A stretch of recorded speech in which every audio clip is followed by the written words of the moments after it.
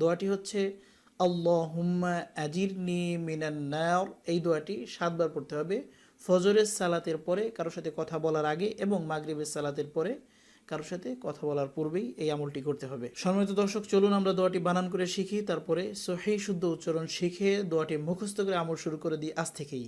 সম্মানিত দর্শক, আপনারা আমার সাথে বলার চেষ্টা করুন আল্লাহুম্মা। এখানে এক লিপ টানতে হবে এবং এখানে গুণা করতে হবে। আল্লাহুম্মা আজিরনি, এখানে এক লিপ টানতে হবে। আজিরনি মিনান নার, মিনান নার। আল্লাহুম্মা আজিরনি মিনান নার। এভাবে কয়েকবার বলার চেষ্টা করুন, ইনশাআল্লাহ হয়ে যাবে। তারপর মুখস্থ করে ইনশাআল্লাহ আজ থেকে আমল করবেন এবং